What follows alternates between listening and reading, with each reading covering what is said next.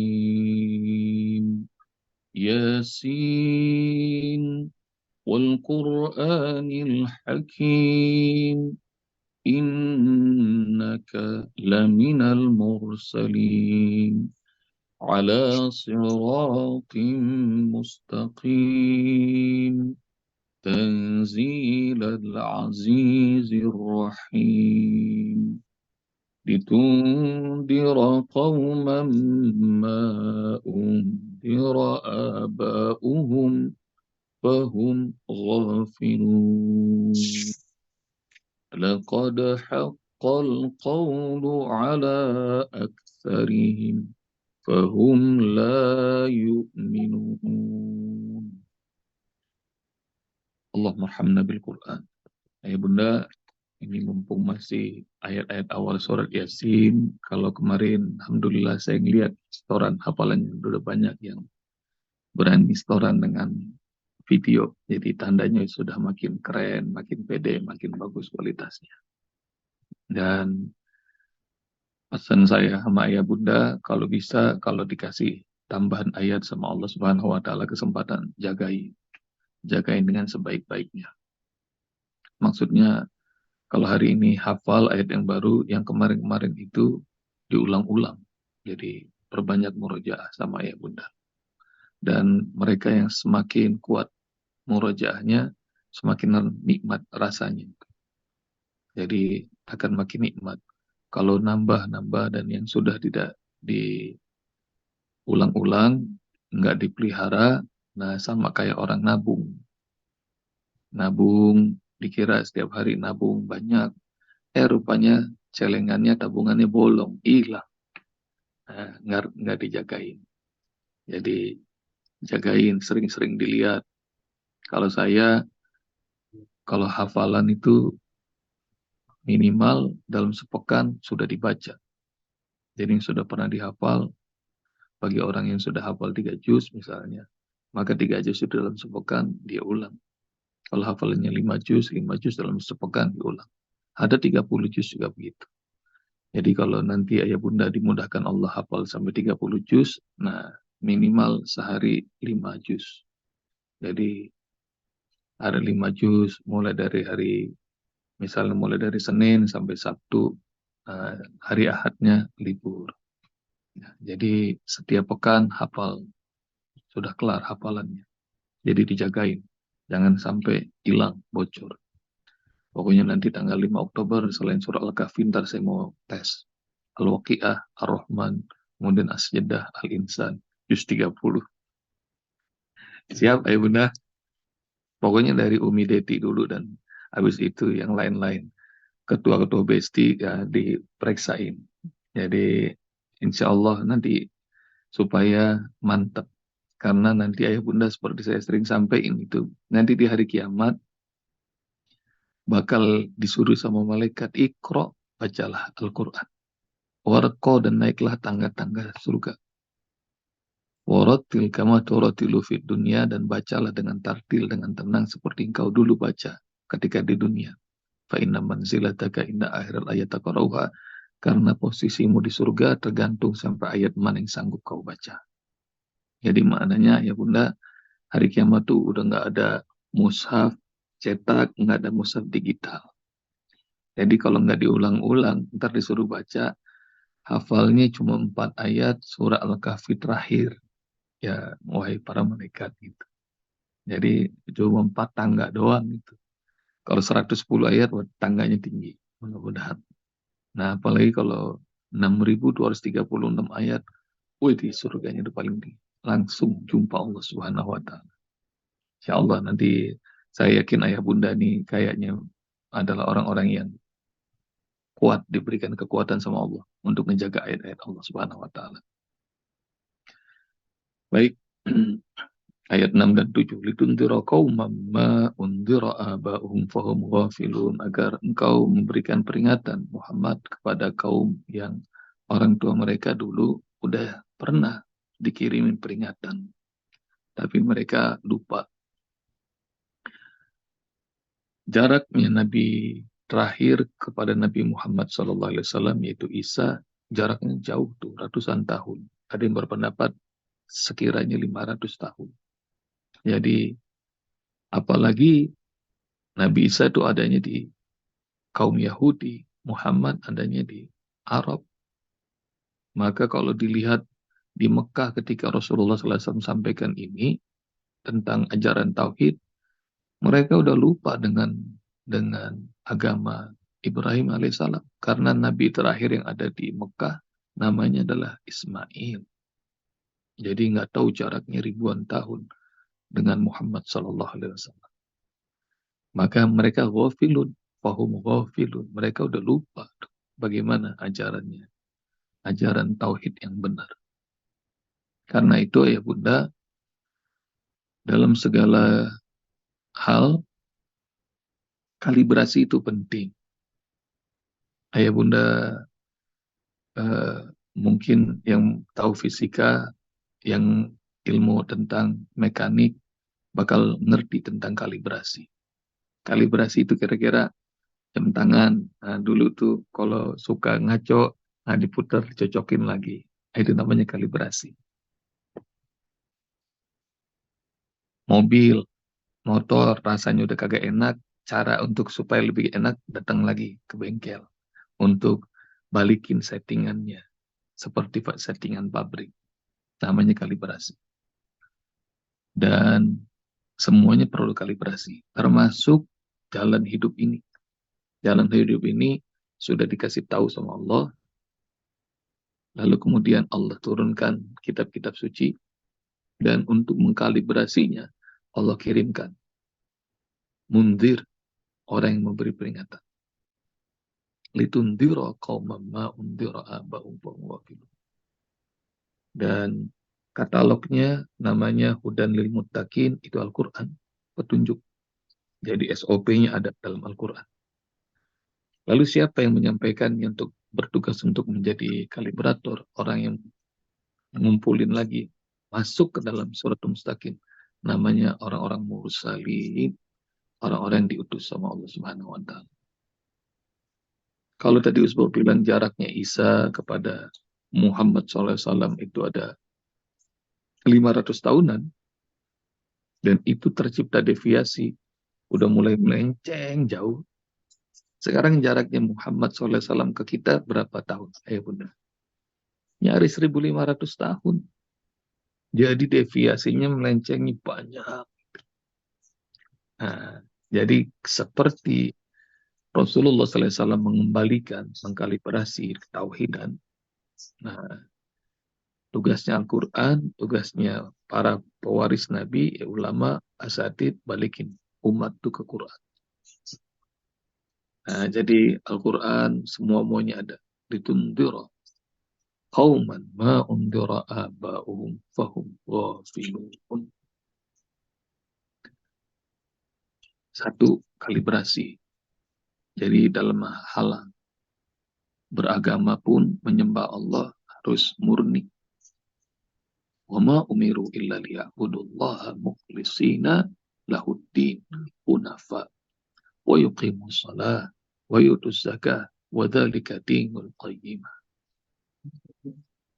Dan begitu kitab yang dihadirkan oleh Allah Subhanahu wa taala untuk mengkalibrasi, namanya Al-Bayyinah. Nama apa namanya? Nama lain selain Al-Quran tuh, Al-Quran punya nama yang banyak. Salah satunya Al-Bayyinah. Al-Bayyinah itu apa? Ayah Bunda artinya. Bukti yang nyata. Dan lihat nih, wama umiru. Mereka semua tidak diperintahkan illa kecuali liya'budullah, menyembah Allah mukhlishina lahuddin, menjadikan agama ini murni untuk Allah. Hunafa, lempeng, lurus. Itu kalibrasi itu. Membuatnya lurus. Dan lihat nih, semua agama langit, mulai dari Adam sampai Muhammad SAW, itu sama. Uyuqimus sholat, ada sholatnya. Wa yutuz zakah, ada zakatnya. Wa dzalika dinul qayyimah, itu agama yang lempeng, yang lurus, yang terkalibrasi. Ayah bunda, rukun Islam itu 5. Syahadat, sholat, zakat, saum, haji. Dari sejak zaman Adam sampai syariatnya Muhammad, 5-5-nya ada. Jadi Yahudi itu sholat, Nasrani itu sholat, ada zakatnya, ada hajinya, ada saum masing-masing.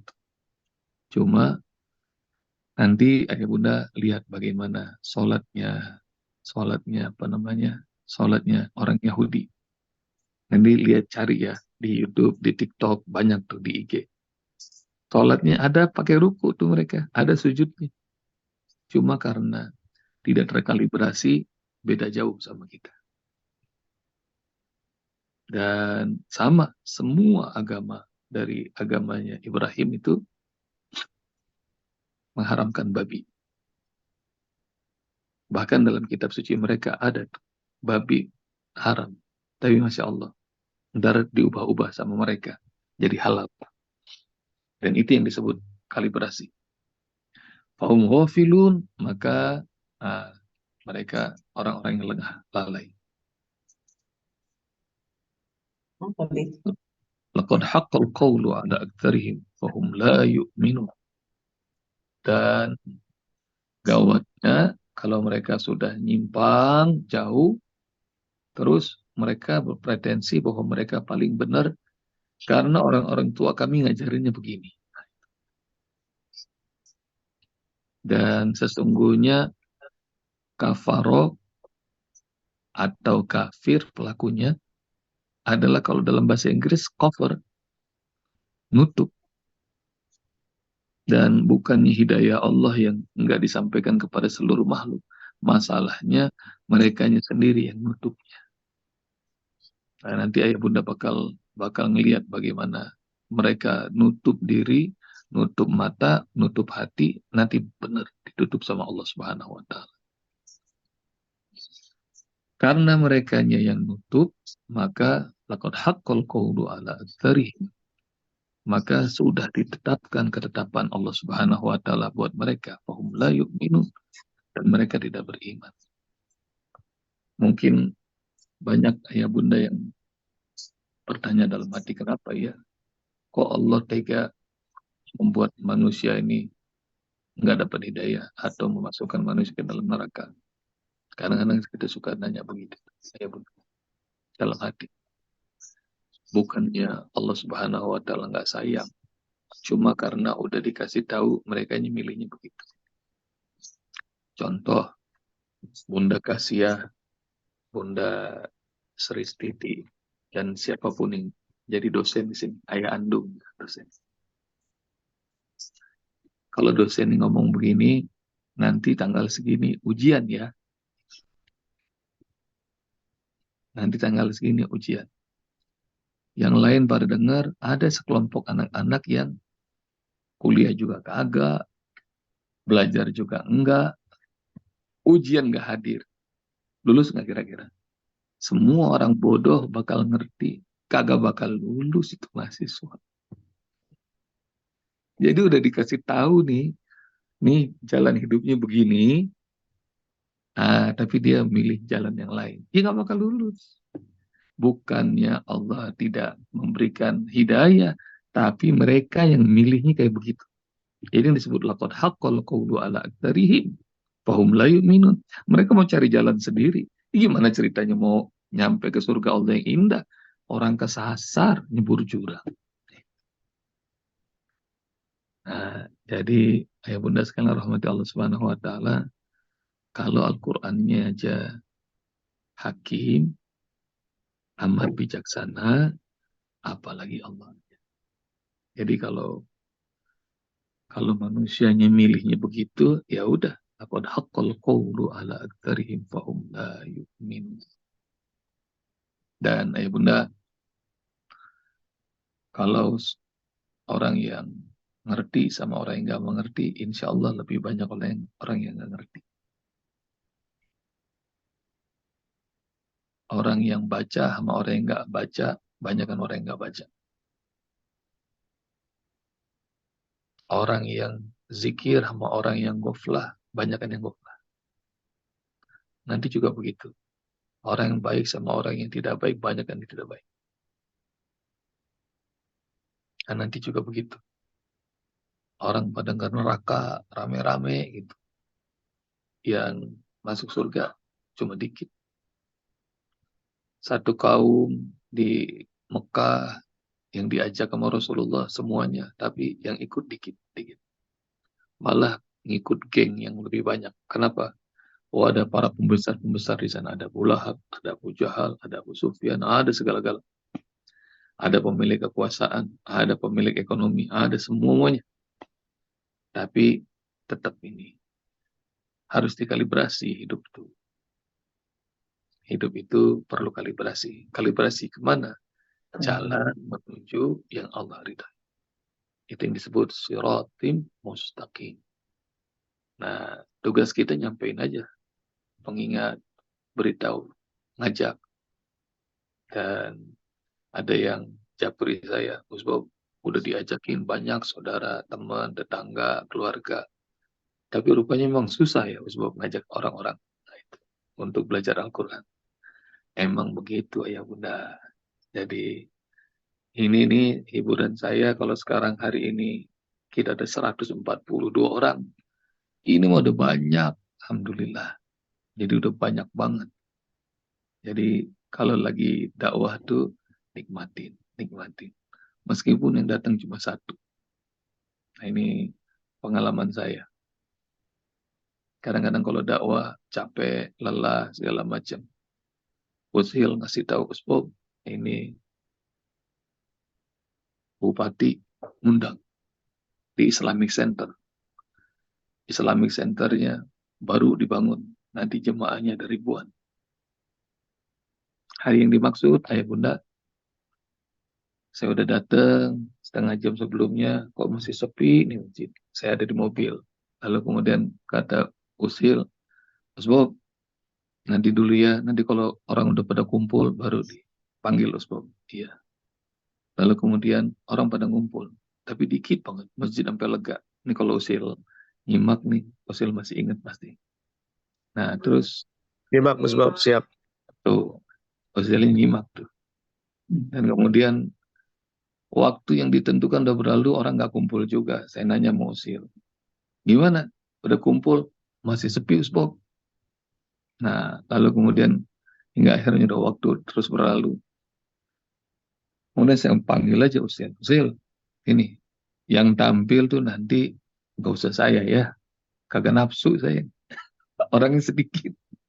Nih lihat nih, manusiawi ini kemasukan setan nih saya. Lalu kemudian, jadi siapa yang tampil? Ustadz Andri aja yang tampil. Misalnya gitu.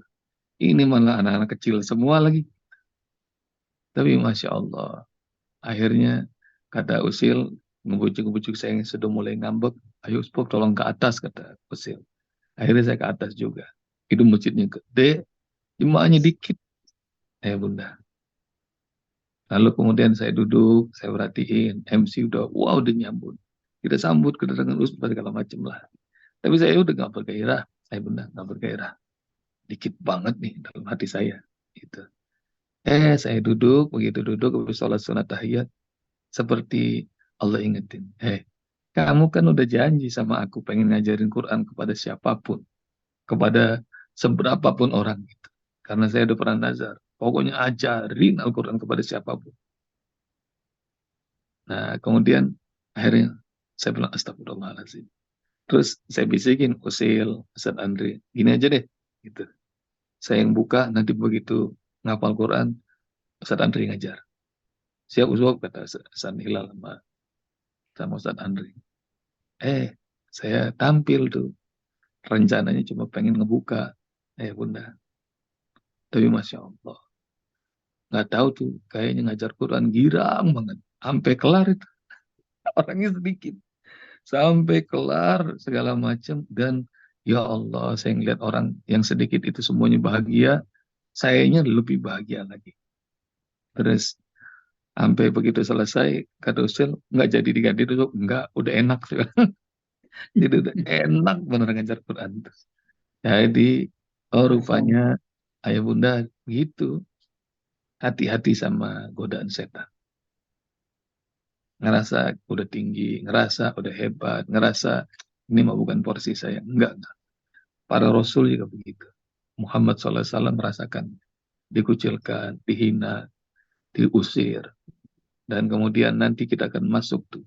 Mulai dari ayat 13 bakal tahu bahwa jangankan levelnya Bobby. Ada 3 orang Rasul jika gak dapat 1 pun umat.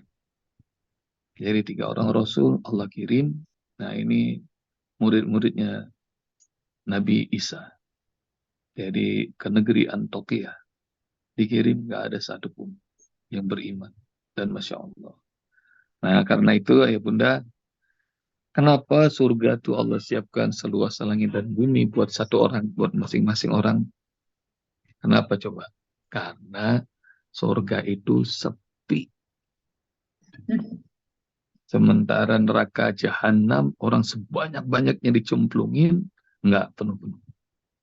Nah karena itu, ayo challenge tetap berlaku.